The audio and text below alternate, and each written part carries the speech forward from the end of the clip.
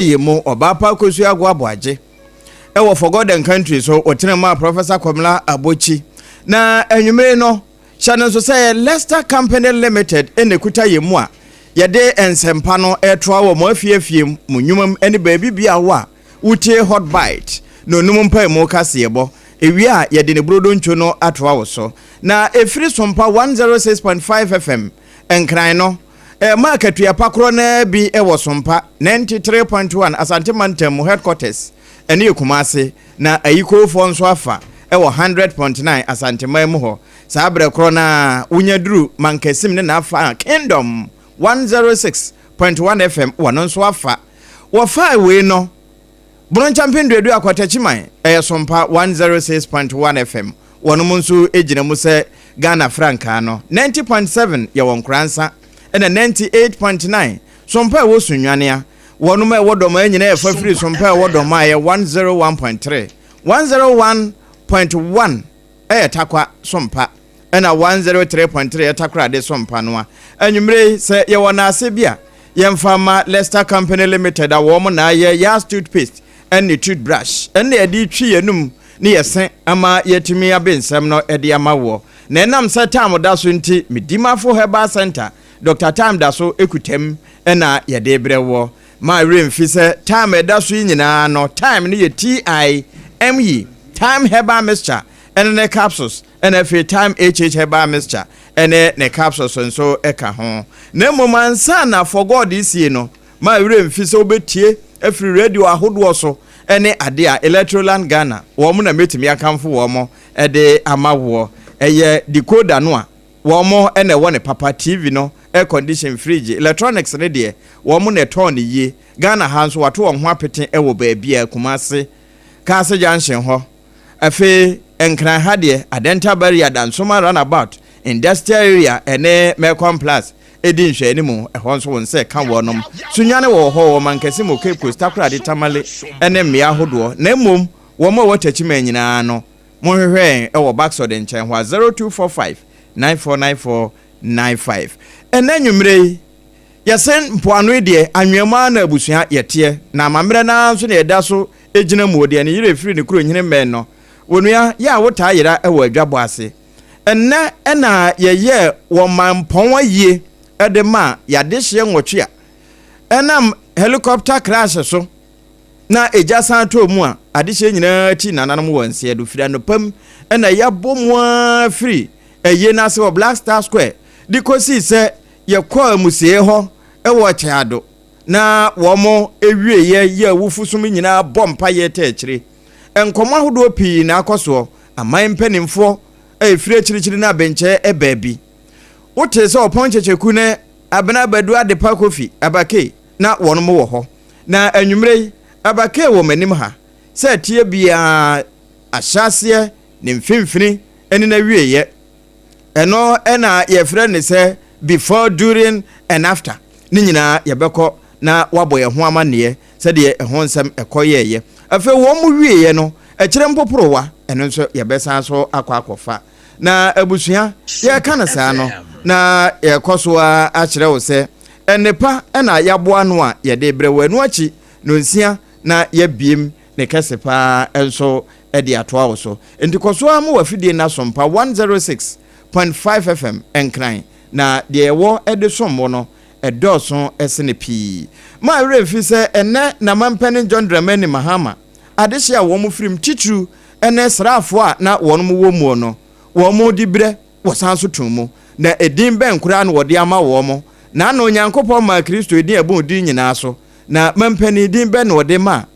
asrafo a na ewo mu yi ehon sem nyina abusua ye bekoso na fe ye de edi wontoa ewo mo afiafiem eya Sompa 106.5 FM Accra ene e Facebook no a obetime de wadwempo no nyina akoto ho ena YouTube no nso e Sompa FM live www.sompaonline.com ensemi nyina ya bono boa yewura taboa tenada ama eda ho kwa benya bia kenkan na wanya bi nso so ahwe triple A mine ejapi Apam Dadaa mena enanwumre yese memme emfama mo ewia menkura batare nyina baba beka me ho bra no nsia no enya bo awie enti enkoba bia mo afidie na ha na de yewo ede sommo no edoso sinipi enne ye ne wono ma aben ewo afutuo ne kasakire mu nso bedi nkomo na yahwe de won beka akire abusua ayonkofo ene empoma mpani anasoafo ene won ye betimi akekere wo mo were ama wo mo yaw no akoro ene nti kosoa na ene ye nante na ye wo pia ye de esom wo ene sekuna wo mu die nyina no Twisco energy food drink no ekunafo ne hia bi esanse eno na ahoden wom eno nso ena ebema ena emfa wo ena ye frɛ no ena fort no nti ebasa wo na fortre abusua hye no nso sa okutayemu ena anyimre ye toa wo na Facebook no se ye koso de a my remfi se Augustine ena de enam na menkan kwa akiri no mamenika ma abena badu akwaba na afi ye ntoa so emfiri ho ma abena akwaba ya minua moni adwuma nso so adwuma da ase monantim anya asem keto free bra na wokura na se emfoni no wutwa wo trending online ya na wunya nuru ho de na esankan wadwenem ne bra okoko pie ho ampani nuane ampa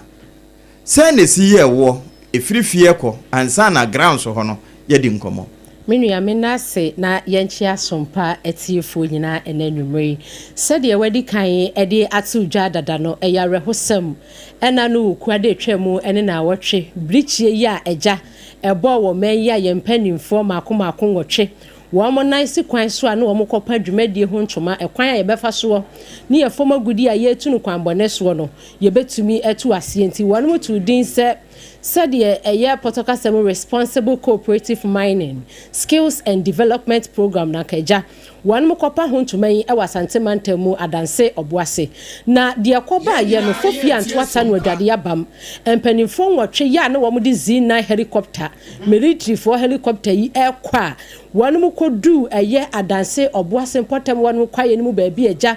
obi nim de akwate bayira homam ama bayira ntumi amakese a se ne fa hene say ye den ema e crash ya kna na yamfa mu nipa ba kompo no asem no ayare hosam na menua ubisa me a esansa na mienu ya na wonom ka empanifo nwotwi ho eye mozramifo nti na wawani tu ya sede wo so amamra ne wo mama ne yete no yamfa wonom hye fridge mu nchenti ena no kwasi ada no ena wonom eyi emu mienu a yo mudi kan epe wo mkrabre onabu Ibrahim Mutara a no ono ne suani na wo hye environment no eso ena Alhaji Muniru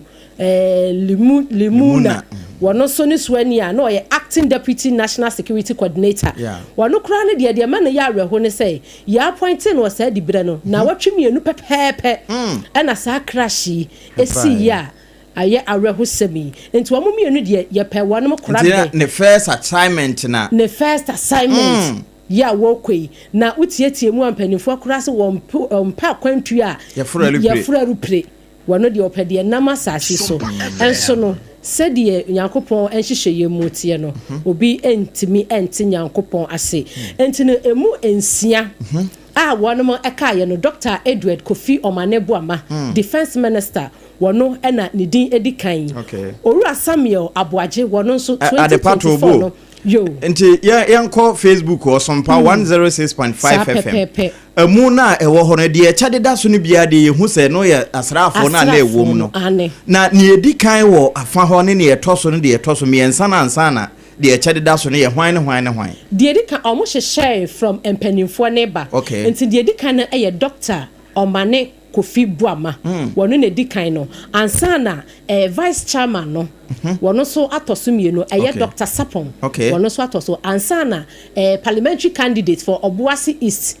eye Owura Samuel Aboagye wono so atoso na chesa asrafo wono so ediso enti na ebusia se wo hye ye Facebook ne so a eye mu empanimfo pa wono madwuma bobe ekukudam insia ena wonom esisi eye efom hosano eyare hosem na wo bisa me se ansana ye kono said ye ni ehunu no me mom de ena na asema boto pa enene maboto pa anya asem ketewa esan se wo hwe sede ade no ekoye ene sede si ya obia eboto na bra ahomachi mimi kodu ho 5:33 okay me contempa o meme koye na wo sha ene wonom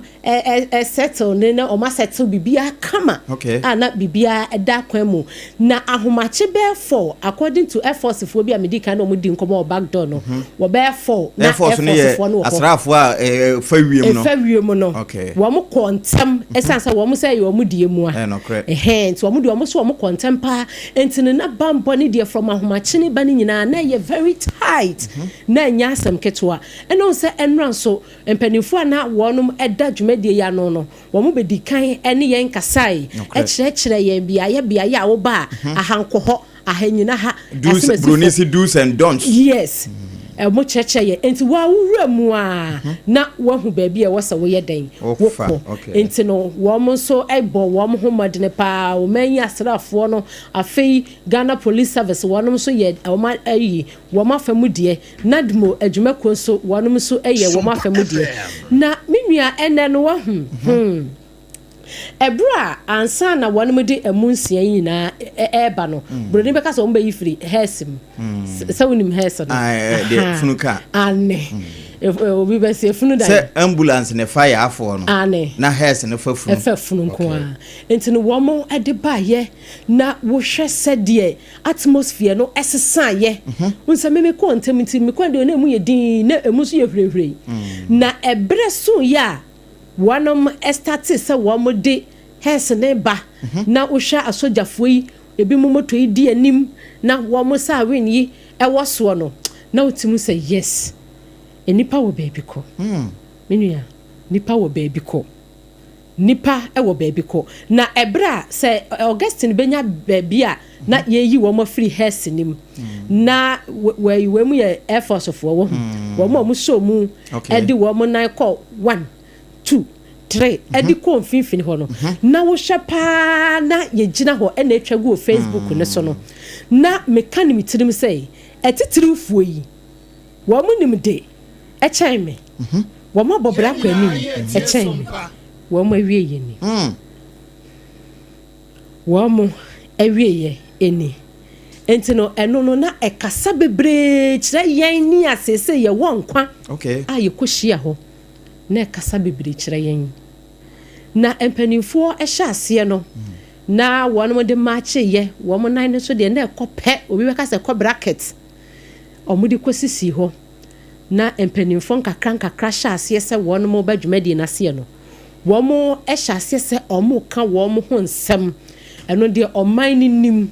efa wo mo ho okay ekire adansidie no ekwan asemasi efa so bewura amanyosemu yaban enwumaku ahodo asemasi aye afei we fa ha we kosuku wa ha we wie wa ha we bedi ha we dwumadie se no ye wo mo eka wo mo oman ka wo mo ho abakwasem wie biography no yes okay eka wo mo biography no ewie ye na afei ebie kwan se abusua so betumi abeka wo no de na opatania empata Sompa FM opatania empata emi se owura Ernest I stand to be corrected Ernest Edumensa no wono na yes sergeant no ne yire no ese omo wale busumi ba akoni yeah 1 moon just 1 month na bra mo eno achi ansa na ye be konkomo edidi ye ne emra na eda ho no na dodo na eche se ye srafo aye nti mu be ye hu no mo na ye ho ade bra mo kokko pie mu ho a ye de amu no ba wie ye na mo hwese de aye no wo mo ye ne srafo aye wo mo mra kwan so se de ese wo no mo yo no a enye ye no ma aye a ye yoi no ho se ne sunsun mu nso no because ese bra mu no ba ye no awosen gu dodo na so ehokra ye du sana ne ye ka no yesa se mununkum bi abesan kan wiem yes emewie kura wo kire se nsuo bebom pa efiri be no miensen ko ti no miensa ho nso nka wunsuo no ya aba nso bibia so mu osoro no kre omo wani ni be ka de esi a kire Enti se utie asofo nkasaye amanfo adansedie na mampani so de ne de beto so na nsa na wode wano besie no wano sie a me koma mpani ho na ensem a obro so no ye de atodwa ma adehye nate ensem a no wo mo ka wo ho wo mo se eye mu ni ntina na wo mo yo na nipa na e wo ho no a na aka ho bie de na afaaye menua medase papa de me fa kese a me de abo me kotudwem ene se ewiase yemfa nko bebia de me fa kese ene se wiase on se me sha se me di kan se wo mu kwei wo mu nim de cheme nokre wo mu ye titiri cheme wo mu bobra kwa nim cheme o ma dwi mo bobe e cheme enso wo mu nie na me enti wiase no yemfa nko bebia enti ne se wote ase ne nese wontutu wana monyi now de ofa bibia bo a ese within a twinkle of an eye baby yes bibi betimi esi a obi pese huma mai wati ase wonni asem bia ka wontimi musa wo bia question se adan na minie se em se Oroma ne boa mayore ene kasa ya na se ora Samuel Sapon yire omumienu a confuse me ba ko yire e ka se senka me jiwsi nkwamu bio ne ye yi a ka me ma wonko enso ontumi nyini nsi nkwamu bio de obeye ye wawie wo kurade ankwantume nye wawie enti de me fa ya me de bomento mano ene se wiase yemfa nko bebia enti wo ho a tutu anamo yi ne bobre yi na enkoye manso twi bebre mempene nyina no yemfa nko bebia mo mempene yemfa nko bebia wono mo a na eda ho a ye awufusuma ma wo mo no na eyetimamufu e waso na enkwa home wo mu a wo mo home no wo mu na nasa akasa kire ekoma won kese pa na eho na mampani John Dramani Mahama ekasae na saasrafo miensa wo mu kohye o kwa friku mu wo abra na aduane sipunu so wo mu nkan bi nhye mu no wo mu dibre woton mu na wo de yentie mampani so ensam a wo hwiegu ho a eto a wo sen bra na wo kasa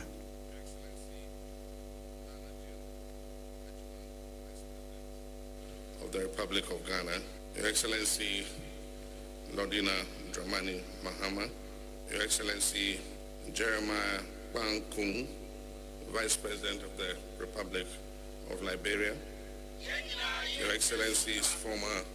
Presidents and Vice Presidents of the Republic of Ghana, the Right Honorable Speaker of Parliament, His Lordship the Acting Chief Justice, the Chief of Staff and senior government officials, senior service and security chiefs, members of the diplomatic corps, our bereaved families, fellow mourners, distinguished guests, my dear countrymen and women. Sompa FM. These events conclude the state funeral for the eight officers and personnel who lost their lives in the tragic helicopter crash of 6th August 2025. Though I'm sure that individually and collectively, our nation will continue to mourn as we find ways to hold tightly the memories of these men and to honor their legacies. There is no making sense of what happened. Despite whatever technical reasons or official explanations an investigation will yield, a loss of this magnitude and in this manner will never make sense to the grieving heart. What we can do, each of us in our own way, as we try to come to terms with this tragic loss, is to move in the direction of peace within our communities and families. We can embrace the vision we shared with our fallen brothers for a stronger and more prosperous homeland. What we can do together as a nation is make sure that the lives of those who remain, specifically the children of our 8 brothers, do not become the collateral damage of this tragedy. Grief can sometimes leave us feeling helpless and disempowered, but we're far from that. So it is with all this in mind that I would like today to announce the government's decisions to honor the service of these individuals and secure the futures of those they left behind. I humbly request the spirit of compassion that is the hallmark of our nation for these bereaved families. Promotions in our armed forces are never given lightly, and posthumous promotions are the highest mark of respect for duty performed even unto death. Accordingly, I have approved the following. Squadron Leader Peter Bafemi Anala is promoted to the rank of Wing Commander. Flying Officer Manan Chum Ampedu is promoted to the rank of Flight Lieutenant. Sergeant Ernest Adomensa is promoted to the rank of Flight Sergeant. These are not just symbolic gestures. They represent the rightful place these officers have earned in our Republic's roll of honor, and the benefits due to their families will be reflected in these new ranks. The Chief of the Defense Staff will oversee the ceremonial presentation of the posthumous promotion insignias to their families. Our other colleagues who were civilians will be posthumously recognized at the next National Honors Ceremony. The next decision that the government has made is for the creation of a Children's Support Fund for the children of the victims of the 6th August helicopter crash. The purpose of this fund is clear. It is to ensure that the children left behind will never be deprived of the opportunities, the care and the security that their parents worked so hard to provide for them. We Ghanaians live in a culture that upholds collective responsibility, especially where community and family are concerned. Think about it. How often do we meet one another and ask about their child, and in so doing, claim that child as ours? It is common to hear us say, "How is my daughter?" or "How is our small boy?" We take on the responsibility of raising the children of our relatives who are not as financially capable as us, or paying the school fees of a domestic worker's child. Sometimes we even pay for the medical costs of children who are complete strangers to us. And that is what Dr. Omani Boama did when he pledged to pay for surgery for Seto, a physically disabled 9-year-old boy, so that he would no longer be reliant on the wheelchair that he had been using to get around. After fully paying for the surgery, Omani could have continued with his own affairs and not giving another thought to the boy or his situation. Because Omani had a full life with a demanding job, a wife and 3 children of his own to look after. Yet somehow, even with all those constraints on his time, Dr. Omani Boama set aside a few quiet moments and he put pen to paper. And he wrote a poem for Seto before his surgery, because he knew that the little boy would most surely be afraid. And in his poem for Seto, Omani wrote, and I quote that poem, he said, "You're not alone. You've got me, friends who care, family and love, always there to share." The Children's Support Fund for the children of the victims of the 6th August helicopter crash, as it has officially been named, will cover education from primary school through to tertiary or technical training, healthcare, including medical insurance and specialized care where required, and welfare support, clothing, shelter, and essential living expenses. I wish to express my thanks to the Stanbic Bank that has opened an account with an initial contribution of 500,000 Ghana cedis.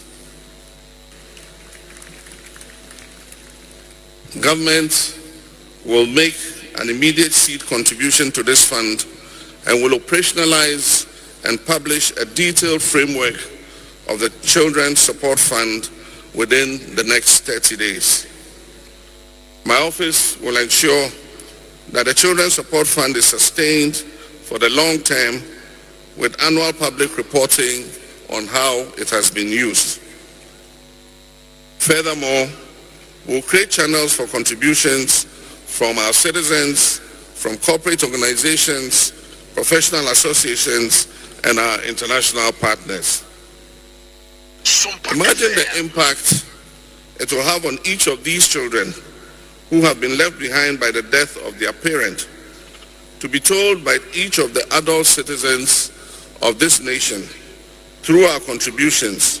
just like Omani told Seto, that you're not alone, you've got me,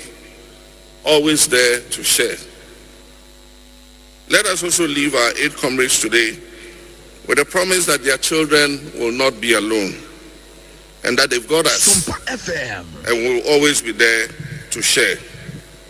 We'll proudly walk with them into their future.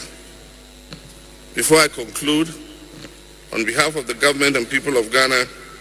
I wish to express our deepest gratitude to the bereaved families. I thank you for your courage and your dignity in the face of this unimaginable loss. To the Ghana Armed Forces and Emergency Services, I thank you for your swift and professional response to this accident. To our religious leaders and our traditional authorities, to our members of the diplomatic corps, civil society, and citizens who are the very pillars of this nation, I say thank you for praying with us, for comforting the families, and for offering every form of support to ensure that we made it through the darkest days of this tragedy. To the heads of state from around the world, including Africa and West Africa, who either visited or gave me personal calls or sent messages of condolence and support on behalf of their people, we extend our deepest gratitude. It is this solidarity that affirms the strength of our national and international spirit. In this final farewell, I would also like again to thank the 8 officers and personnel, our comrades, our friends, our brothers, for the love, dedication, and service that they gave to this country. I pray that this funeral will bring closure to a grieving nation, and that a new dawn will break in which we can look forward with pride as Ghanaians to a prosperous nation. And that today we pray that this will be the beginning as the Almighty God heals our land. I thank you. I thank you. You will always be in our hearts. You will always be remembered, and we will always revere your memory. May God continue to bless our homeland Ghana and make our nation great and strong. I thank you. Mo Mempeni John Dramani Mahama Serimu Sejata ene kasa yeyi. Na di etwato kura ne se nyame enkoso a enhwe yema yeso ema ya hoden ema yintimi nyina emfa ho ne yawa yafamu no eho. Na adepa papa bra mempeni kasa wie wo hwe ne nkasa ye no ba bia odi firi ni ba bia odi kokko wie ya yebeka say kate across efa ba bia asa odifo yi adiye na wawi asa ma ho akwankyere ogina ho no ote nani a ente na bra wo kasa no nso na mehwe ebia yewura sapon abusua no kunani no sede no wo monim tie na nso wo kasa wie no na say home bi aba wo mu me tie kire de mi hunu ye no no wo de na wo ho afe ye wie ni nyina akura ansa na mo firi ho no na ahomkeka ne tesen minu ameda se ye wie ni nyina no ebra o mampanini ekasa wie ye no said ye wo se na oni ho but wo hwe said ye na ni speech no ekoya homekuku eba ye no na efana ejina eye emofra ne fan na omo ebo ede ama wo mo no okay unse fan no bibia him ebeboa ama emofra no said ye nka wo mo agya no motiase a obehwe won ama akwa kodura na wo mo pempenso na wie yie ede ama wo mo no said ye mampani chechem enti no ebe ma eni dasuo bi okay eni dasuo bi eno ene ma hu se afei na amanfo aye relief kakra na bibia wie ye na afei ye be ma mu nsia no so ne de na emu asan aye nyai no kre ye wie bibia na ye san be ma mu no so sunda ho no bra ye di adanse esun no be ba kakra ye wie ne ye tete nsanso no a wo munya kata mu no so wie na ye be fa kwa na sun no so ba ko bi sa be hye ho ansa na kire ye kosie mu no ye san be tena se na ebia wono manka wo se wo mo ba bra funda ho no bi ba ye di sun ahia won na so de ye ma mu no so wie ye no na se ye de akwa kosi ensa abode bi ko so ana ehwo de mia de mante se enso abode bi ekoso ene de na ebia echiri unse bia busua na ankran se de na no mampani di kan ye no omo betena se ewo omo enkru ahodo so na aban no aso won asene ti ebia ho no ena nso abode bi be na nya won ko na anam na ebe nkun ni nifa wone na oponchecheku na abafie ha na madwe Mejo bema na bibia bokode yinya media beduni yeni nchemu bia no kre mo nso ne adwuma papa mo abo ewo sompa mo katua pade mo ntumi no na ene se miwura wono mo wie ya de obefa ne kai fae de ode beto fom ede to fom de wono nso befa mantwea ho efa de oda so a ete ya de mo ho sabre no mo ne eho ade a wo twen a kopem se emu badwo se kurom tesen free Black Star Square o de ede ba ne so ba beduru ye sompa hai sana kurom tie na pon yentio medase ni akunya wode amame no kwasam ni se ye wi adwumadie no beye donhwe miensa intemu anie a adwumadie ni nyina eba be wieye na ade ba ko a akama yete se yemfa ya adwen ko so eni se enne eye fiada eye adwumayefo eda nanso ye esiye no akwakoye bibi ti se afofida a apecha omamu ni nyina maye nyina yetwa ababe hyiemu aye baako na ebra ewi adwumadie no won se obehwa biaye ye di adwumadie nankasa no eye biaye bia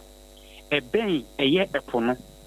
intinu ebrenu ma fabronya ho ewe crackers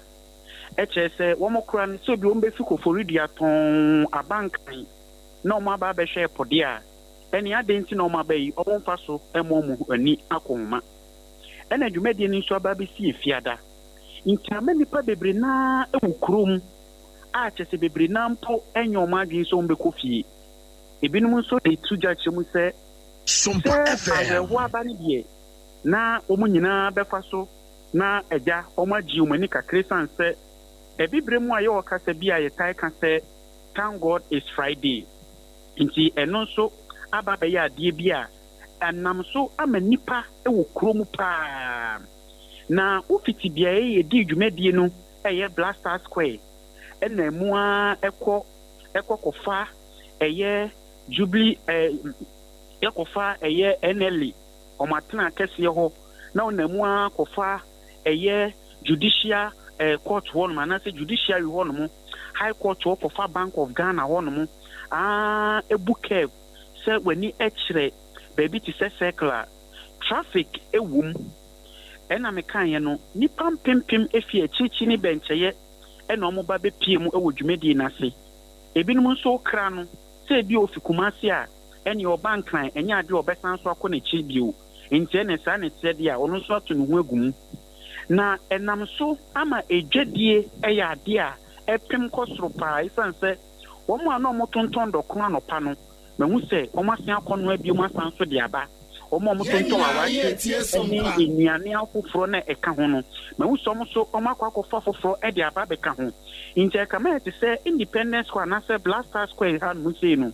abe te say enyinje die after arewo no esi no nie me hu yen so ne say enam se na emunu enyina eda ho no nti no arewo hye nipa mu na bra ye pege emunu koye no nipa tibia sanso be see ne homni so biu na apart from say traffic kakra ewo kurom no adwumayefo nso omutimi nya akonya eba eye dwumadie na se ne titiriw omo ye adwuma ewo ministries ene ne mpotam wo no no omo pontem ema bebre na nso edomani bedi adanse wo dwumadie no asibie omo anomu nim empanifo makomako nwotwe bi ehye omo akwan omo fa so mo di hia womo impo enam so ene akwanya a ebinum nyaanya otimi eboa womo ewo eye abrabo mu ni nyina no eye nsem kanye na sanka edu efiada bi sei na anka adwumayefo isa da fiansa na omapon ena omakoko jenya kwan na omopon ka e dia ko bebi omoko ebasa emaka ho ye den kakra sai bi pepepe ena nwumre ekoso intamaka ho ba be ye den kakra ewo ekurum ena ebinum nso ya omadin se eni ombeko fie na omasanso pie biu enti no enne na nkasa no ebread mede ni nyina ba na wiye no enam so amobi wo kro ohun ne dofo bi ache wafa so de ahia no ene sa na tie de yankope ba bi ntine nti ama eye enije bia bebre na no peja ne homne so na eba ni se ya mini abema ade ba ko se hu ni se pure water ne ton 1 cedi a obi be ton 2 cedis eno nso ye dwadie na bia na ade ba ko a mehu a metimi akasa Ghana ye ntamu ntimi ntete da ene se dwumadie ne ka amanyosem nyina bomu ebeye baako ema ye hu amanyoni entoma impo na kaade impo na kamete se ni handkerchief impo colors bi se ewo mu asusu se sumesi ana obentin oya amanyoni aye nhia mu se du a me na no poncheche kumeta hwa de pa enam enyuma me ye ntino me sheka sa wuro ni bebre nanum na yotiwu so okay we a politician car anya bia politician car bia mu de unkura na nya hyenso de a amanyoku a odom no fitia himachi me na mu a bepem sabre ya me nam kwanso a me kofi me nya hu amanyoni bia ka bi mpo se franka we esiemu ade ba ko me hu ya e ma me kasa wo manga na ntamu ntimi nteta ene se dwumadie nanka wo se ye dwumadie a eye nige die nanka yen ba o nyina hyefufuo na ne aba ye osebo nanso tuntum hye a manfo hye ni nyina no o ma for manga na flag ena ebidi akekere omo ho ene ekueku awuro ni bebre nanso ehye eyomo Ghana flag entade ena omo de ba betwehia mu ewo dwumadie na se e ma ne be ye se na kakra metimi aka e de asi wo no mo anwumre ni se unim ehyen bi a wo fan so anu ahwe yie esan se aye ba ni sei na ni pa bo de omo na ba bia etitiriu eye circle misrew bibi ekuta wudu circle no e careful esan se yanimu a ena ye de eye asokwa da na obi achenchena se wo tofon ohun ye otulo nipa na adada na ginisika de adwane o chesi na wanya no intaye ba ni se na ohwo na omaba kurum no omunhye omunsunsu yie na bibia ankwankoto man anti asenfoforo bia ebio esanse ne mampani kasa no osimi esiye anka esuni mfaso nanso ni onyankopon pe na woyo menno ye ni tumi ebekwa bisa nyankopon se adenti na ma ne ba saa enu nti no eya hweyie ene oman no kyekyereyo ene nkabuma ene ye nua no makomako nwotwi etimi aka Apam Dadaa abomu ene abanfofra beye baako imrahye bedwafo aba beye baako amase obi mpo ne obi ayaka ena mie sintinu woni no abomu ye kakra metimi aka afa hono no opomo wano hwam ena wabre ma yenya onam na kope ba bi fa nkase enugu na twedi ampon hwe wo kra so ne yenyina de so ma de papa bi nchen na opon checheku ena ate se wode echire mfanama ebo nyina nso atoaye no Sompa 106.5 FM Accra ɛhɔ no Facebook ubetimi de wadwen po afaso aba na breko animo no yɛbɛkenkan ɛde amawo ɛnti ana wahyɛ no nso saa na enkomo nyina ɛkɔye no adepa migya wo na mu kra sɛ yenya kɔ akanfo ayie na yɛma mu so wie na sɛ wobɛse entintuo bi wɔ hɔ a yɛatete ama sɛ yentuatua yetua wie pɛde yɛaka akyire ne yɛ sɛ mabɔ nsan wie ne korakora na wɔ mo pɛ obɛse yɛ frɛ ne fie anaasɛ sɛn ɛba sa no wɔ mo frɛfrɛ amanfo fie musi nkonwa okay deɛ mimi hu yɛ ɛwɔ hɔ ɛyɛ sɛ no wɔ mo ayɛ drink bi okay a na agya wɔnom de sɛfo ahoho na metwe me kɔn ɛkɔhɔ na yɛ Twisco energy food drink ɛna wɔnom ayɛ ne sɛ dɔsɔ ai wɔnom ayɛ ne sɛ dɔsɔ Twisco energy food drink sɛ obrempon na di ka ma akwankyerɛ na no pase wo mo a ɛkɔ hɔ ni nyina na sɛ yɛbɛso ma hɔ mo mfa Twisco ɛne wɔ mo de somoyi oh okay na sɛ de wɔ mo edi good disposable cup mu wie na wɔ mo de driben ya yakoa ne sɛ bi no ɛde atumu decorative drink no hono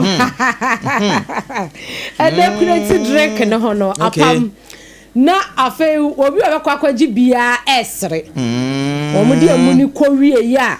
enkaja ubehu se ahateka we na esuo anka ha se nka be se body apesie na esuo na hu se de Twisco bra yidi bia se ne kom we de aye chen na wanom ede savia hoho no na efe eye denso entina nwumre ye kanfo di ama yetiefo nyina esan se noa na state barrier no wonom de suma hoho a ema wa hoden wo mo koye nyina onse na abraho ahye wo mo class wonti obi anhye dan ni di sa entini wonom hye se wo mo serve Twisco energy food drink no afi obi obanum bia hu se na home aka no ho no ma hye se no mo sere na o ma hye se no mo sere e de se de hye wonom afunu mu ma eye Twisco energy food drink sa ye die de bio na ma ohoho esere ye no adepa menkonya na eba ne sei no mampanin kasae asofo pi nso kasa bi na ewie ya asamba ko na mebusa ne se de ekoso nyina no councilor bi trinity edi nkomo ana esanse ba abibifo anasa akamfo yayiyo mu a bra ye no kura wi ankaja kunani kofi akwa se no wo hwa na obi abase wo ba besrawo na odi sun fufuro nso ba behyew emfa ho ne kasa kira ya kasa kire wo no ono ba wodi sun na eba na mamenkwa ahoma no so na ni yewura Abraham oduro kiremanten pepe wo yefutufo wo ye kamafo na yenkodi nkomo emusa se awerehosem a esi yei ewom se nkwanhia de etimusi na alupire nkwanhia ya na yensusu se yempotam ha bibesi atu yen asambe na wo kade a kire abusua no tituru esanse wo mo a esu nyina no de wosu kase pa ye de ne dehia de ben no mira anwumre wote anka Sompa hot bite no num mpa mu di twam no nsia ekosi no nso kase ebosu ni ye mo adwomo akwaba ya me de o hene na ewura kiremanti bibia da ye de awurade adomo kutaye me ho ye pa ya awurehosema atoga na ya na ama aweho ashe Ghana fo nyina komemu enkanka ne ye ja ye nianom nwotwe a wo free o mai nsa kwan ama aweho na abaye nyina ye so ti ma memfa akwanya ya de ama mi so na mema monso yako mema Ghana adisi nyina yako na yako ni mu kese pa enkoma eyerenom ene ma ene abusua a ahwere mema kentri nwotwe na afi ye de yako nsem nso ama yinianom NDC a wo nso etitiriw a ewo party mu bi adani ato ho ekwan ya fi ye de yako nsem na ema Ghana fo nyina mira we de anwumre ye fa o ya akwa ewia asema asie afutufo wo mampane de menemu sa eda seboa afutufo bi bekọ ne nchen bra no na eba kanfo yayiwo mu ene se wonu mawi ankaja yaja abusua kwan ma obi akọ ne fie afa ne ye kwa akọhye akunafo ne mma no su kese na miwura die na yen satemamufo awere hosemi asiama ye nyina eye ani so asem enni kwanse ye kire abusua no na die na wose ye ede dombo mo nso na wo mo were anho yo mini amedawase medawatiefo nso so ase echia wo mu nyina na de medi kan asre hu hia pa wa to renchem ya abayimu eye Ghana for said ye bedwen ye nuanom a wo mu ho akan ho na ya niema anka beboa amomure etimi asi yawe entem enam se eye kunu waye papa waye de odidi ma obi bidi nti enkrofo bi ben wona wo mu de beka wo mu pa na empo edia ye mu bia ye men sa mpanimfo yi kese se ye dwen kwan a wo fa so ewu ye no a obonsa wo ye maso no akoma matwa wo wi se onipa efa kwan ya se so ewu enti wo be won se de oben ne de okodwene wo wo hu bia na akoma mu bete ebetwa na akoma mu sesekan enti ade ba akwa oba ade de dum nipa eboa ye ma ye di ya so nkonim eye refie enu nti sabre ade na o man ye ama saa ye nuanom yire no ma abusua no awe atimi afi ya we entem ye unfortunately the social media ye ni control also kesese o man enti nsem bia timi baso obi a hye ne dem a o ka de o pe na abeda social media asam na wo ka sadi oye neba sadi aweho bre obi sadi nisu bre obi yemfa ho no ane se abeka begu social media ne so na nam se yentimi control de wo social media ne so de din kan ya me futu a me dikan de ama abusua ne yenuanom a eden tanimfo ye free mu ne se anke break akra de omuntwe omu free social media so kakra sanke beya omu phone no omu de omu fa Android ne Apple ne hwan ni nyina nto ho na nko omu mpa ya mu bi keke enfo omu chip nto so at obi frɛ wo mu obenya wo mu okay etwinke se okoso na owo social media so Facebook, WhatsApp, Twitter ne TikTok ya de bia ya oni free won so da na ya oni be che ama wo mu edi wo ma dwin mu dem awewa da wo ma kuma so ache de how bebre na bebre wo mu enti sabre de o mbetimi aya aboa wo mu hu pa ene se ka wo mu free social media aboso me kakra na fei ba kwa esan di aweho beba kese pa ne se de no odidi ma me bidi afa me pena mi hu no papa di a o hwe mi school afa me pena mi hu no na we de ye ro mampanyi ade abeto abonte se obeboa saa ye nuanom enwotwe a wo mafrum afrim ye busua ne wo ma se de be ya sikasem mu na eno ebeyi ehaw no ano kakra edema wo mu nisuo no ateta kakra de but na chese afuto bia ne ho e change kakra hye ho ya di eno ne afuto ehia pa se ma ye nuanom a wahwere won breadwinners because ampanimfo yi ne kɔ ebre won bidie won na ehwe won na ye baby e beda de ebedi de ebehye ampanimfo yi enkrofo bi dan won enje na woni hoyi ebede na sankrofo no ensaka enti brebi o mu badwen se me school fees one na ekotua ye na de na medie ye na hwan na eba abrami bi kakra to me ho no na ma wo mu kai yaw no na yaw ne ba bia ewo no eho adwen ba bia obe kai kwan a ofa so wuye ekwan no so asefem enti ye da Agyeiwaa president ase se sa yaw kese na nke beda wo mu so no wo yi ano kakra na masre se menini se the president de ba kono nko a betimi ahwe wo mu akwa akiri se adofo ene ankran nso ebetimi akwa boa saa ye nuanom ne nso awe chichire firi woni pa ho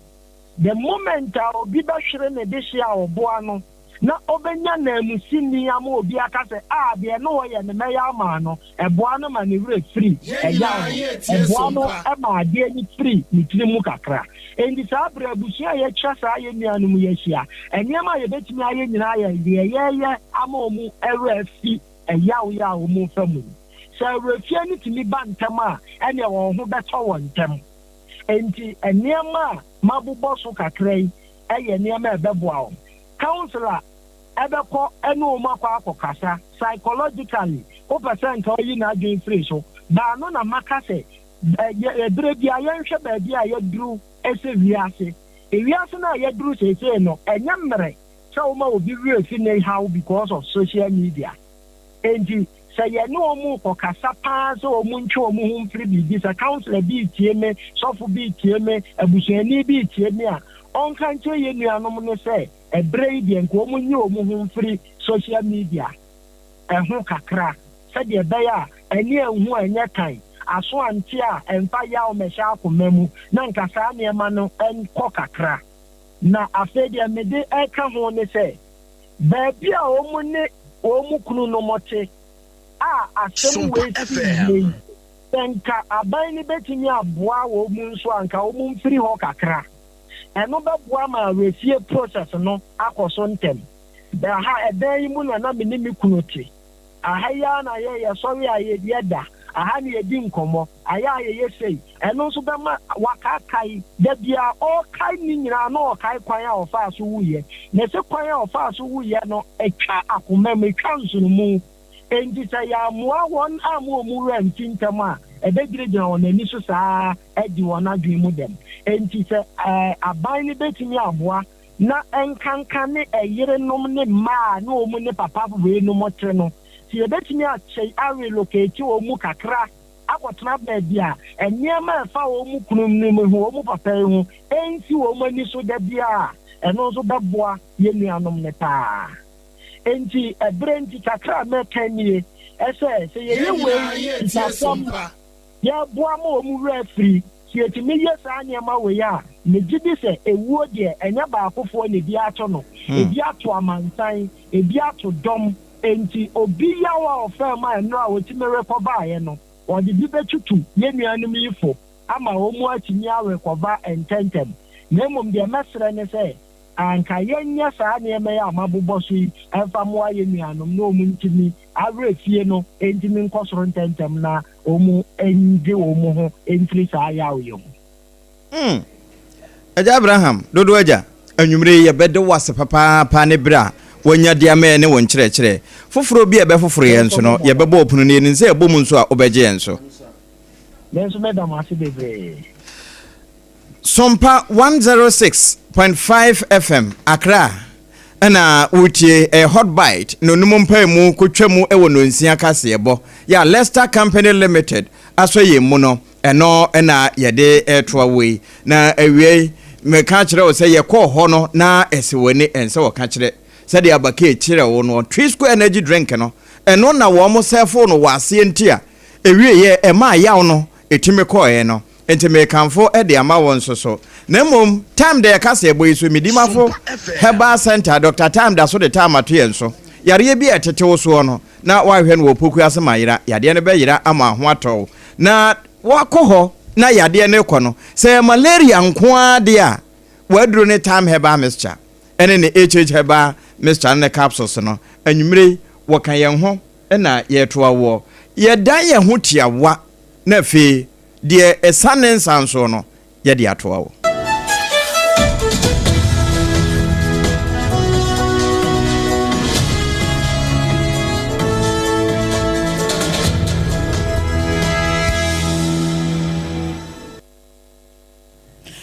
Bite Cassiabo and to us one Ghana the Shimama, Yada Elsum, one Nina no, a ye bridge Cassia, and a boa Ghana mine, Namsunti, and I want some Nina no, Nimobro don't chana one never far. Na Ghana Mampani, Rajon Dramani Mahama, and na a brow, Gina Simpius one Wakasano, na a rewash and a mat naso show, Bama san who didn't ye papa Pananyas and Ketuama, which moves at what share a da a dicania, Ghana Mampani, Ghana for Bacasaya. Na what kyerɛ sɛ ɛyɛ no kwasɛm sɛ nipa makomako wɔtwe wɔn mati nananom na saa da no kora hɔ n'anim ase n'anim apagya kyerɛ sɛ wɔbi a wɔsu na wɔso yie paa no ɛna deɛ no timi sɛ na nsonsono yɛ dɛm kyerɛ sɛ na wahyɛ ne ho den ama wɔhunu sɛ bibia mu ɔno twɛde ampɔ no wɔn de ma ɔno anagyeɛ na Ghana mampanyi Agyeiwaa Kodie Mahama egyina ne tumi so ɛkyerɛ mu sɛ ɛnɛ squadron leader Peter Bafima anase anala no say watu ne dibre nim akọ wind commander ya ne nyina na beboa yie papa afa won mom kaka won so no sane mampanyi ne dibre na wacheche mu dia fa no watoto tumo no eno so sei eno chechim. So it is with all this in mind that I would like today to announce the government's decisions to honor the service of these individuals and secure the futures of those they left behind. I humbly request the spirit of compassion that is the hallmark of our nation for these bereaved families. Promotions in our armed forces are never given lightly, and posthumous promotions are the highest mark of respect for duty performed even unto death. Accordingly, I have approved the following. Squadron Leader Peter Bafemi Anala is promoted to the rank of Wing Commander. Flying Officer Manan Chum Ampedu is promoted to the rank of Flight Lieutenant. Sergeant Ernest Adomensa is promoted to the rank of Flight. I was here not just I don't know. Ghana mampanyi Agyeiwaa Mahama mpanyimfo a ne won motina nanam wonsia to na wapagya wo mudibre mu dia ma wo mo no na yekotie bie na no chi no Ghana mampanyi sanso to aso ekro se enkoda no won mabofotuo bi ade ato wo mo ho ya enkakra efiti akora no kora do ye botofo akora kopem se wo bewie suapon anase training college no ne nyina da eye Ghana banka. The next decision that the government has made is for the creation of a children's support fund for the children of the victims of the 6th August helicopter crash. The purpose of this fund is clear. It is to ensure that the children left behind will never be deprived of the opportunities, the care and the security that their parents worked so hard to provide for them. We Ghanaians live in a culture that upholds collective responsibility, especially where community and family are concerned. Think about it. How often I was sure we are Ghana mampanyi Agyeiwaa Mahama and your chilling king. Na ewo bra Ghana mampanyi Agyeiwaa Mahama ekasa edi ni tribute edi ma ebusuando wasanso edi tudwa se sa children support fund a womo eba betie no ebeboa pa ama enkwada ye a womo awofo womo epapanom ekwawuja womo yi womo betimi aboa ama womo sukusem ena afa womo apom di hunsem no ebeboa womo ewo kwan sonko so na sa foto na wose womo ate no eye children support a fund ya kakra obenya no na chese odi akotum ne de boa enkoda no na wo kasa no chese Stanbic Bank Ghana womo e de 500,000 Ghana cedis e de akwakotum a womo e de boa enkoda no e dachi. Children's Support Fund for the children of the victims of the 6th August helicopter crash, as it has officially been named, will cover education from primary school through to tertiary or technical training, healthcare, including medical insurance and specialized care where required, and welfare support, clothing, shelter, and essential living expenses. I wish to express my thanks to the Stanbic Bank that has opened an account with an initial contribution of 500,000 Ghana cedis. Government will make an immediate seed contribution to this fund and will operationalize and publish a detailed framework of the Children's Support Fund within the next 30 days. Arishman Mani Bokasa ye Ghana Mampany Agyeiwaa Mahama no channel was Stanbic Bank Ghana at 500,000 Ghana cedis not just a kanisika no 5 billion ebusuya enyasem ketoa.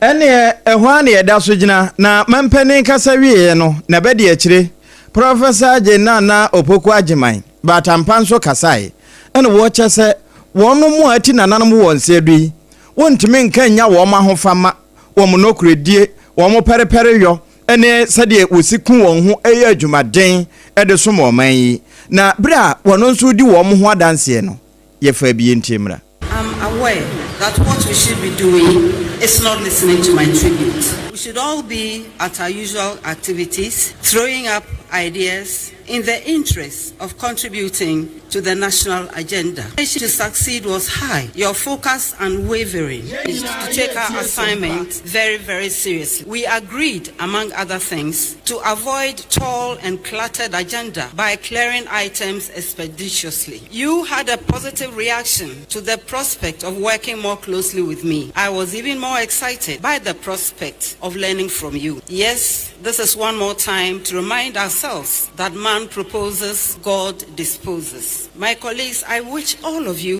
peaceful rest. I thank each one of you for your examples of selflessness, commitment to duty, and your abiding belief in the ability of our country to be better for all of us. I pray that we can all gather the strength to say and believe with the hymnist that through the love of God our Savior, all is well. I want to share a few lines from one of my favorite poets. That's the Ivorian Bernadette, when he says, quote, "The dead are not gone forever. They are in..."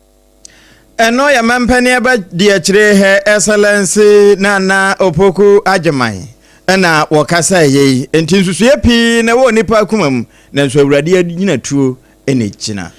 Na Speaker of Parliament Agyeiwaa Kodie Obaapa wono so akasabi na ena ebra na wono so ani tribute to dwano na anya semketo makra wogina mrashebedwa fie no wono nyina anemu ade wakasa ya wachira se wonyi sabi otwi nyi adoa na enipa makoma kongwotwe a wono mafiri mu no ewom se wo ma wodie na so kwan yo mfa so a wo mu wuye ane anamotu a wono mutu de bu aga na mpuntuo no dane da nyina ebekoso aka kai wo man no Ghana mourns, the world empathizes, and God receives the souls of the faithfully departed heroes of Ghana. We, the bereaved, are consoled. I take solace in the Holy Bible, in the words of Psalm 90, verse 12. Teach us to realize the brevity of life so that we may grow in wisdom. Psalm 90, verse 12. The cruel hands of fate have plucked from our midst 8 radiant stars, whose light illuminated our nation's path. Though duty called me beyond our borders, when the tragedy struck, my soul has walked alongside our grieving nation every step of this sorrowful journey. Today, I stand on behalf of the Parliament of Ghana, drowned in sorrow. I stand here with a heart shattered by this irretrievable loss, yet overwhelming with gratitude for the extraordinary lives that graced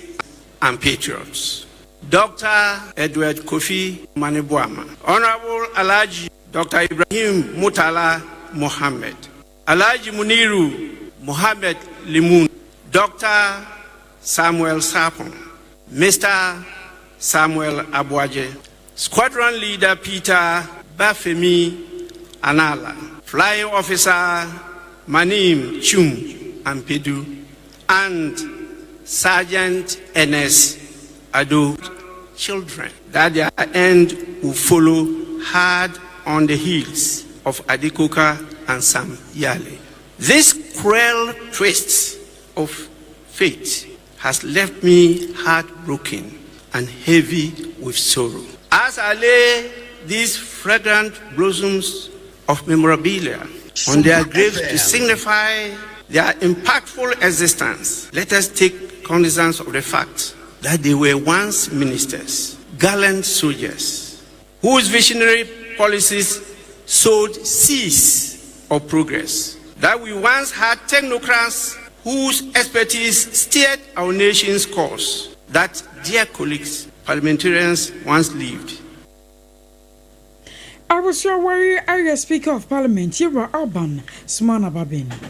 na was handsome koya wunti NDC amanyoko no so e de wamu tribute e bai na nipa ogina mu e de tribute ya baye ye general secretary e de ma NDC amanyoko no ye Rafifi Fiavi Kote wono e le gina NDC amanyoko ni nyina anemo e de tribute ni e baye na ne kasa ye mu no wa chese Dr. Omane Boama edwuma wa beye e wo party no mu no chese wamu dwun kwa wamu ntiase kwa wakoi enti wamu e kasa asemi e de ahye ni nkran na afei nebusu nyina ase Dr. Omane Boama ebe ye dwumade e de abo party no a ama party no kra bebia party ni gina no na chese ye hwemu ye pa Dr. Omane Boama enso aka ho bi.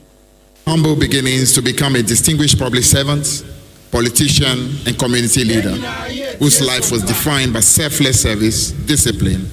and unwavering loyalty to party and country. His formative years took him through primary school, middle school. He proceeded from there to Osetutu Secondary School and Wesley College, where he trained as a teacher and distinguished himself as a cross-country runner and high jumper. After teaching physical education in Asante Tree at Juabin Secondary School 1981-82, his leadership qualities soon landed him a role within the PNDC and stationed in the Jesu Juabin district, overseeing the program of action to mitigate the social cause of adjustment, PAMSCAD. A pursuit of higher Adishman mani pokasa ye chocho for penny edema NDC amanyoko no ye Rafifi Fiavi Kote. Ene ye free NDC amanyoko ma ye nwura oson kokuruku amanyoko won nso aboboa no na eho no yero se chemensa bonsu kane so amemra hye badwani enso ede ne ya konsem ekoi na eho no wo chese wono sakane dom kase no ba no deni e wo Ghana mra hye badwa fie bire bi etwam se wo ka yewura Edward Omane Boama ho asempa wo beka se wono eye obi a wa yesemframa wo boba bia broni frɛ ne versatility eno achi emfa ho ne sɛ de wo buasie funuo woni bɔ nanim sesi a wo bɛsere charming afe uye no kura to nkyɛn a wo yɛ sɛ wo ne ko a enko impossible to carry na ewie no wo de to so no wa kyɛ sɛ no kwasem ne de asie no eyodu pompa na atutuo na won de beka se papa no woye ne yonko brebo ayese brebo no banwuno no na nso ne nyina mu de asie no yemfa ento yachi na fe ye mompaipa enta abusua wono maka akire nso achi na eno achi no yema wei enya asua de mayen se be ni betimi aka ye ho bom se banua baako e de akire oman na ma ye da ache nyame nso wadom ahu ye mobo. Madam Leticia Asante, wano ane na wo Dr. Edward Omane Boama, Ghana Defense Minister ya enei watoi. Na wano so ne tribute wakenkan ye no, wababa church musa nyame animu nie 1975 December 26 ya wawo ne ba Dr. Edward Omane Boama ewon kokko Holy Family ayarosabia no. Wase da ne ba ne baba to ne nsem apenu hu se anokwa wawo ba nyame ache na chade na nyame anche na chade bia kekese wache no hene ya ne nimde ne nyansa betimi abo my Ghana enti na wono de wansusukura da se ne ba Dr. Omane Boama no wabasa wono maame ne ho ahu yese echese hwem korampo no a enke wasenka maame eba na sie maame anase ba na sie agya na so we de wono maame no momtiase enu osie ne ba de oka nyina ne se nyame emfa ne crazy. My handsome king, from the moment I first held you in my arms on December 26, 1975 at Nkoko Holy Family Hospital, I knew my life had changed forever. You were not just my child, you were my miracle, my answered prayer, my only son, and my treasure in whom I am pleased. I watched you grow from a curious little boy with bright eyes into a man of wisdom, compassion, and unshakable integrity. Every step you took, I was there quietly cheering, praying, and believing in the greatness God placed in you. Kofi, you have always been my pride and joy. I have seen you face challenges with courage, hold fast to your values, even when it was not easy. Dr. Edward Omane Boama ya wafrim we ne mame Madam Leticia Asante ni tribute. na Mrs. Rita Omaniboama enso Dr. Omaniboama ne wonkani wono so ebekinka ne tribute a wo chese wo bra ohu doctor no chese no omo school mu kra na okohia no na nu nachi no wo mo hyase wo mo wo wo se ekwan ya ne kunu efa so ehwe ne mma so oni okra be me behwe ne mma o kra mbo no no ye ade a na be ma no age ne mma no adware wo mo mu kosuka no adware wo mo na ono oba no asiesie wo mo ho wo se na efe keke papa no abebo ne yie pa wo se emre bi wo hono ma no abusa ne se enti abena reta se mini wono mu ade na obeye oba ne so nka hwe no se enne kra na woto wodo onim die obeye sisi a wobra ne kuni eni wono. When we started having children, you were nothing short of a wonderful father. You were a great source of hope to me and the children. Despite your busy schedule as a medical doctor and later in your political roles, you either bathed the children every morning or dressed them up whilst I bathed them. You were their favorite teacher because you knew all their syllables back to back. You were truly a family man of gold. In our years of marriage, you always asked, Abnareta, what will you do when I am not around? I never answered until today. I don't have an answer. I will, with God's help. Adeshima enondo mamini se kopim sabre ya watu wodo anse biye no ni muaye bia edema ni kunu no nipa okasa ye eye owura yire Rita Omaniboama ene enkasaye no mu no Obaapa Hadiatu Mohammed wono nso eneye waye poporo edema yewura Mutala Mohammed wono nso bekasaye na wo kire sade papai wosi edo na busua do ne mma ya na yire ka ho na wo kyese no kwasem ni na dwuma den a wo bo ede som wo mo ehwe wo nom no wo wire mfiri ni da na enu achi wo mo se japade kese pa na wo mo ahwere na enu nso bekoso atena wo mo adwemu ene wakoma mu a wo mo wire ntimi mfiri. My beloved husband Dr. Ibrahim Murtala Mohammed, for almost a decade I had the privilege of walking through life by his side. Together we raised our beautiful children. And in every step of that journey, he showed me and everyone around him what it means to be kind, patient, and full of love. Muhammad was more than a husband and father. He was a man of deep faith, God-fearing and humble. He lived his life with integrity, always choosing the right path, even when it was not the easy one. He was trustworthy and dependable, the kind of person you could call at any hour knowing he would answer. I remember once an incident on the road. Of course, he was the first person I called. He picked up right away and I told him my situation, expecting him to come rushing to my rescue. He listened patiently, sympathized, and then said, my dear, the president has called me. At that moment, I realized I wasn't just sharing my husband with friends, family, or the community. I was sharing him with the president of Ghana as well.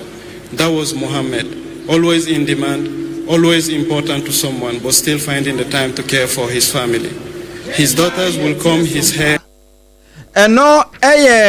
Obaapa Hadiatu Mohammed. And I say, na womoken kan, one ya konsemwa. Watch us, Nemofra no cry timide, one papatri, a diagro. Na one day Obeka said, Shira wahirin way, and this and that one no, and a yawa fuinano, not what Bayman Penim Papa, as in will be bia. And also, ne de yakokofa ba yentwaso. Yatwa ansamna sona hajia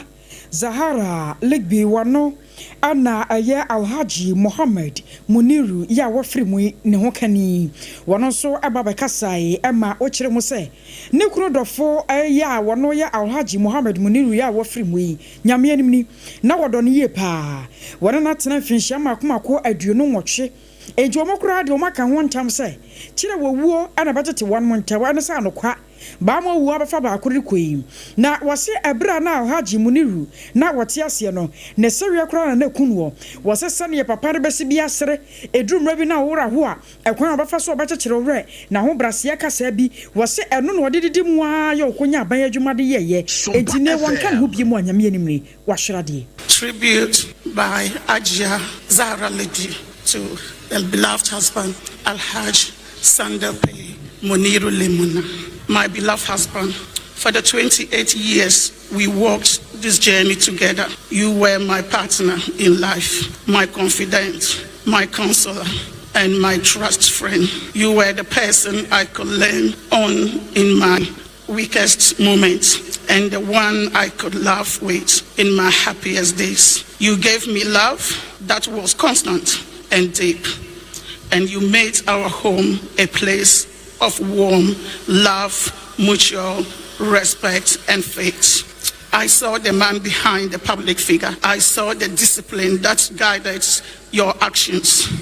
the compassion that touched those around you, and the strength that carried not only our family,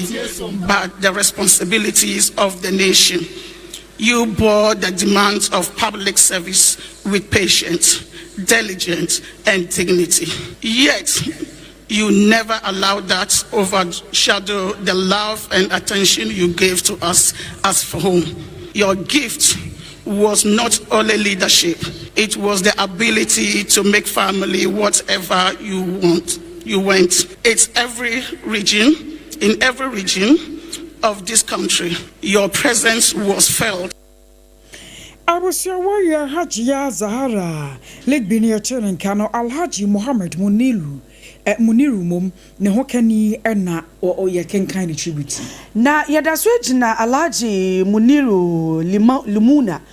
ono so ne ho ensensem na National Security Council Secretariat womo so ebai de womo tribute by yenya nim se Alhaji Muniru ono ena ne acting deputy national security coordinator na womo chese wo bra mkuma Alhaji Muniru ebe tena edwa so se deputy anase acting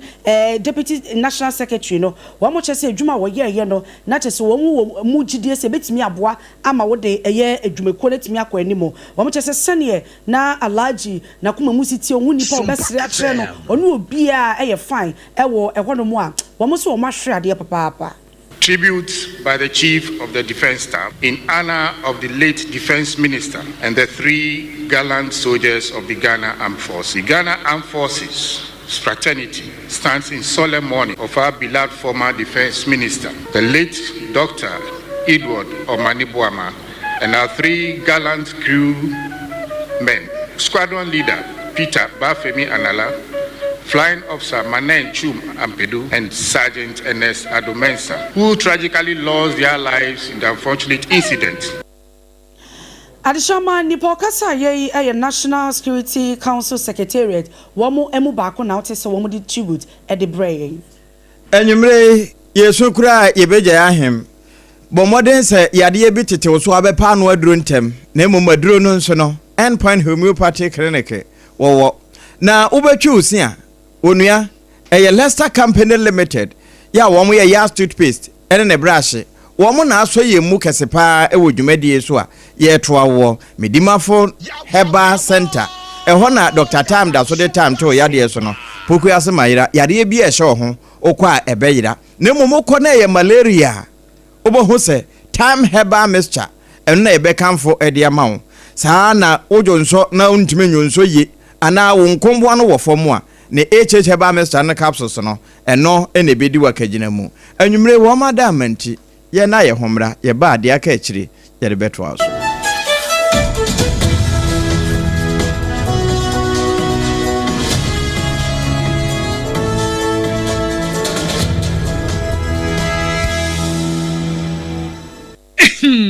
Medo edrano pa wutimi to wo boase etwitwi wusi o ado na so ni se me de Yas toothpaste and the brush and the twitwi mesima menya homka senti na ye bokoyi na me de me all time favorite Yas herbal toothpaste and the brush aboa me amasesei menum nso a enwunu anasa de ehia me semfimfem me biem na wo hwasa mesi ayefita sesrecha homa na et brightens Yas whitening toothpaste and the brush and me di hwimese enti na wo se efei na Yas total care gel toothpaste and the brush ne de ebo wo se ho ban demu ne nyina ema wonum ye sham. Oh yes, and control Yas herbal, Yas whitening, and the Yas total care gel toothpaste, and then the brush. Ebusian chamfa. Se wo pedudu 2 e won kran ha. For Leicester Ghana Limited, and was 050 161 9588. right. Leicester Ghana Limited. And the Yas toothpaste mo ahodo. And the brush abedwaso abeboy. Midimafo pokwase Maira Accra. Midimafo pokwase Maira Accra. Midimafo heba clinic aba Accra. Anu wontie passengers egumi kai mu yi. Ehwa na dodo na ekro. Eni sa Accra ne potem yedemu. Ani yedemu ampa. Be se de edutwam Atlantic International University America memu abo Dr. Dujamfi Babaso honorary degree as a professor in biology in herbal medicine. It is said here ayaresa no aye more. Oh, me se minim wife ye kopa wo. Wanye ye 1 cedi. Nyinse ni beto mu ansa na ye TS ka no. Me so mi connection na enhyeda nkoyie na esakakra. Ti se wa pagye mu amahode ambam. Connection ne mu de we. Obo wo di ba de kura. Wa ba do kura wo di ba de kura ye ke. Stroke nso de. Wo fa no small. Chese agidi wo wu ani de asie no. Yare bia etatia e wo Dr. Tamda so endi so. Diabetes, hepatitis B, prostate, hypertension, malaria. Yare bia. Kumasi say owo agogo opposite government school no. Ena nkra hanso obepiem e wo pokuase mayira kwan no so. Fra doctor 0244 774 282 and 0500 727215. Midimafo Herbal Clinic. Wudimafo ne hwa. Kweku, minim se wa yeshe. Me cry man nane. Now so ebony show one embasso. Mane honsepeno. Ebony condoms comes in different flavors and available in all pharmacies, chemical shops, over-the-counter shops, and pubs. For bulk purchases, contact 055-230-0075. Ebony Condoms, Ghana's most pleasurable condoms. Make it worth it. We get peppermint, strawberry, vanilla, chocolate. We get peppermint, strawberry, vanilla, chocolate. It only the view is a condom. The condom mulia then it's not on, but the dosu got as a condom. Sompa FM.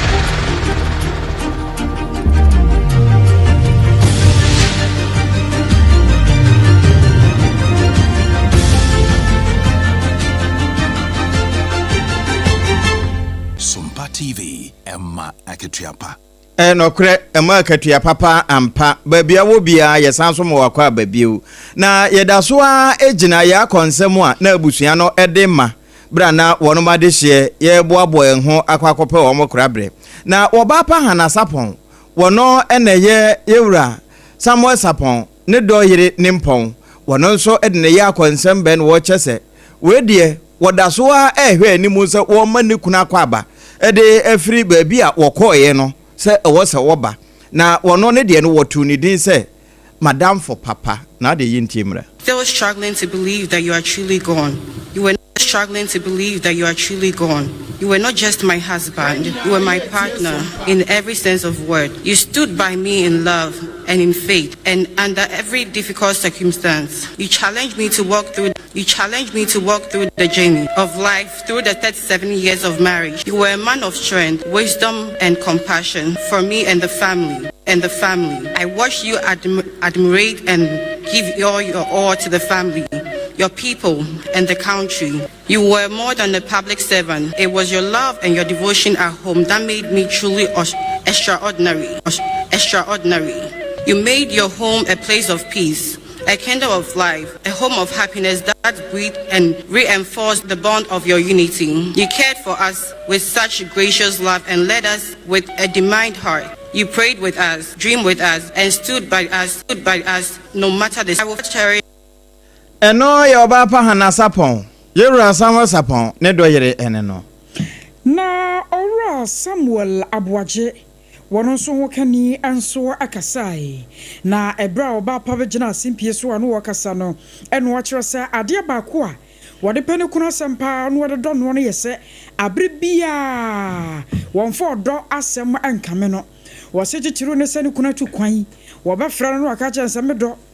ya hwo ho su ye mamoate medo pa enti eda no kura no a ne wura epie frifie ya na wo ko obo ase no kura no wo sa fra no fon so aka chan se won hwo no su ye se na ne nkra mu a no won hwo no su ye no na se wono nko na e ba batena ne nkwa na nyina edi sa asem no wo kan ye no e wo mu a e ye okakai My love, no words could ever capture the depth of my pain and the weight of this loss. Your passing has left an emptiness nothing in this world could ever fill. Yet, even through the tears, I chose to remember the incredible man you were, and the love we so deeply shared. From the moment you entered my life, gave me more than I ever imagined. Unwavering love, joy, protection, and the beautiful honor of becoming your wife. You gifted me our precious daughters, living testament of the bond we built. Through them, your spirit will live on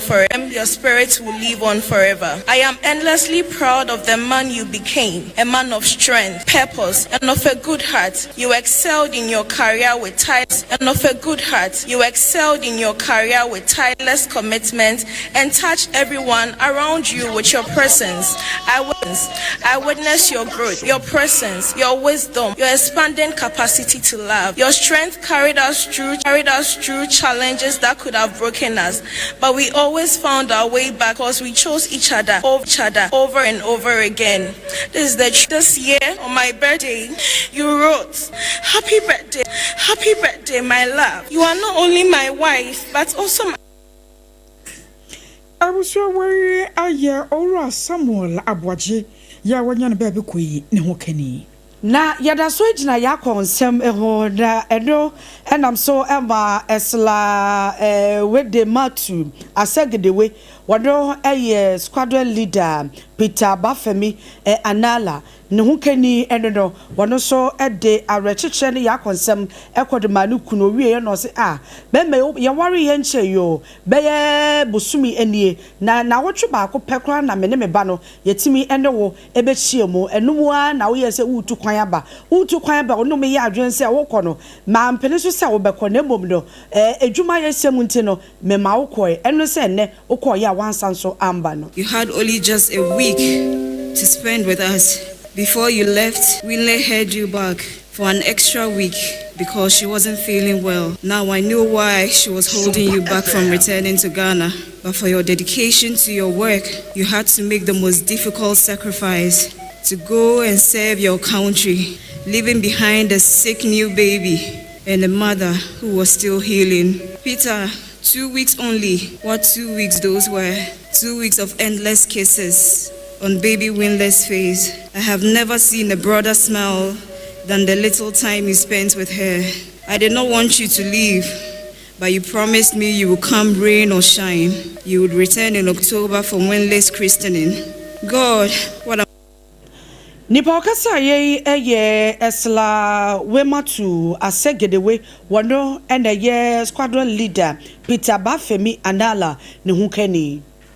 Ene ma yemfiri ya were hosemu mu na yenkwa amanone na amanone mu no mede wura Mali fo asan keka wo mo ho ama sesie yan Vezilia wono ma so ne penchi wono no we French Intelligence Service ehona odi ne dwuma pa ede ma France aban no na wo ma so ne penchi se papa ya bonitiri mu po se wo beboa France aban na ma wo mo atu wo mo aban wo Mali no agu ne se hunti no wono ma wo mo mra edi no na we no so afo ohwe bambon senso wo Mali afa ho General Dawood Ali Mohammedin wono na eka sa asemi ede a kire nsentwerofo se enye ne ehya ase be 2012 ho ba bia no na ase sa pampa no ebombon wo mpanimfo ho na ene se sra do no beje Mali man no edi so no won manya adaje wo won twetwede sa penyansa kwan bia fa ba betu na aban nagu na eno nti na yan Vezilia wono so ye adwuma sa ede ama French abano na wo hu se tirimpo no a wafa no ayese huriye moja mpani tirimu da ene nti wono nso aso ne pench na nso nyina mu no enya de wo matimi abowa se de malifo akan no kure bia enim na nso se de ho nsamtie ye ne de akire de besi bia no ye de betwa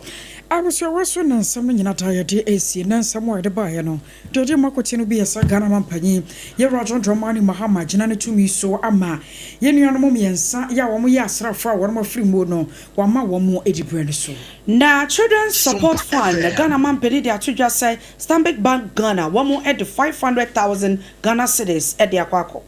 mempeni ebe de akire nso de ne yakọ ekoma wonom sada na akunafo a wo mo kunu no mo afiri mo nso wo mo nso de wo mo de eto so. Speaker of Parliament so ade kakra eba beso so ya ni tribute ya kenkan ye na chochofo pani de ma NDC amanyoko no gina NDC amanyoko ni nyina nemo enso de ni tribute ebai ana malin so wo mo so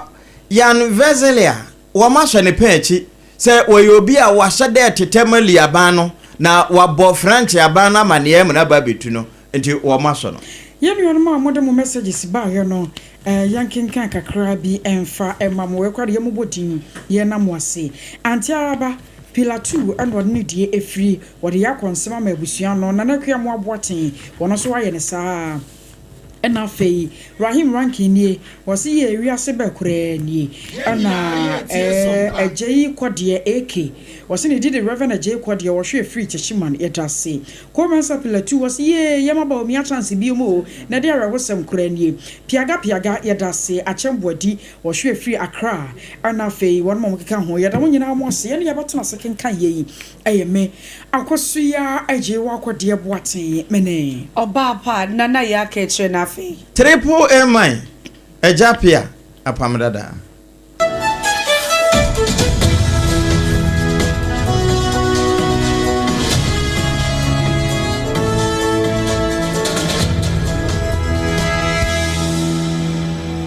Mama nka bibi kakra fa makoma mu hene ho nkyerɛw. Obbo me ne mabusua ho ban. Me de no hwe mabusua. Fi awon to aso so kwa awon to aso so. Hwe, mama nka nkyerɛw. Me de mama sire daa ne da. Me de no kyerɛ